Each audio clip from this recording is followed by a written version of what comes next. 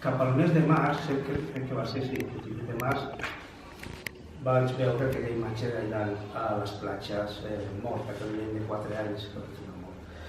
Això em va passar a mi el que li va passar a Òscar Camps, de Relativa Penal, o a milers i milions de persones de tot el món, que va remoure les consciències i els cors de molta gent.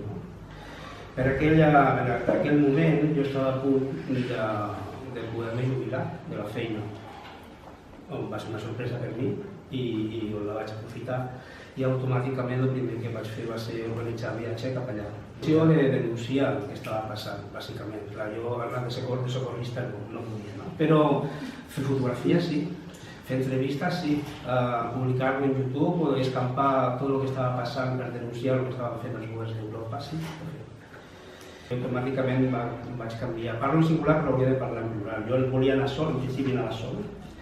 I aleshores li vaig comentar a un company de feina que faria aquest viatge i automàticament va dir, jo també envia anar. No? José Luis Montero, que és el nom que després us comento el diari de viatge. I ell va demanar permís a la feina, de les seves vacances va agafar dies, amb diners de les nostres butxaques, i aleshores vam anar al Pirineus. En Pirineus hi havia 4 o 5.000 persones en aquell moment. I just en aquell moment que nosaltres arribem,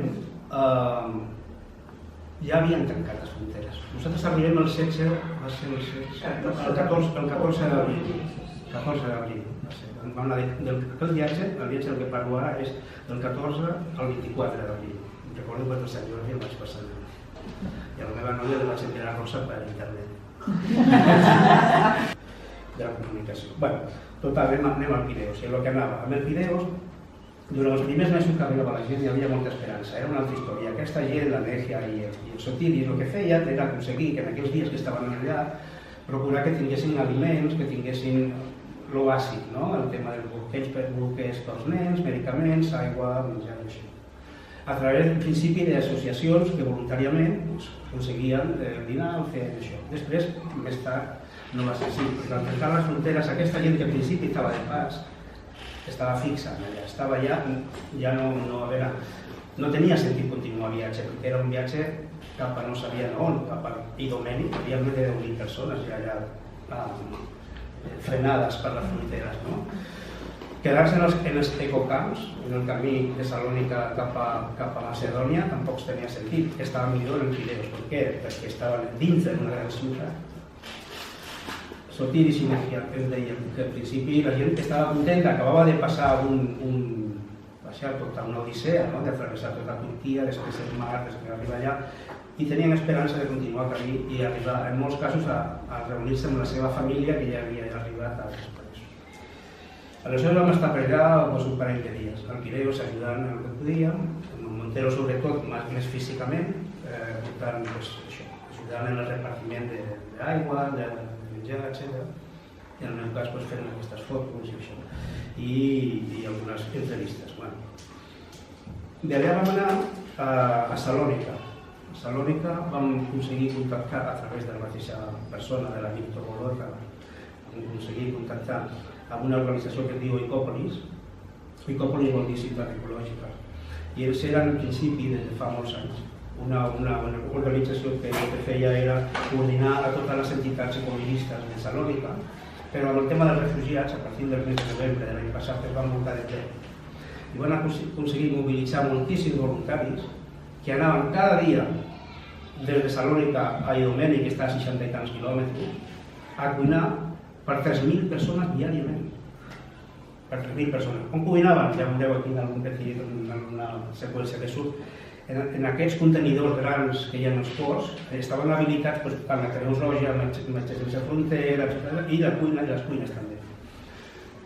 Els Ecòpolis cuinaven per 3.000, però hi havia altres ONGs o altres entitats voluntaris que cuinaven per més gent i portaven alimentació, entre altres, els bombers de Barcelona, que repartia 2.000 bosses de verdures i fruites diàriament. La companya ho ha comentat molt més enllà del que jo pugui explicar. Jo he observat allà una gran quantitat de gent, joves, grans, de totes les edats, a Grècia, voluntaris que treballen diàriament perquè aquestes persones puguin dinar, puguin tenir els seus mínims coberts cada dia. És veritat que el govern, amb aquests diners que ha prestat ell, també ara ha fet càterings i fa l'alimentació bàsica i la sanitat bàsica està coberta. És veritat que els nens ara poden anar a l'escola, però no a l'escola amb els demés, com tu deia, de la interrelació, sinó a partir de les 5 de la tarda, van en autobusos i els porten a les escoles quan ja són buides, perquè tinguin una hora o dues de classe.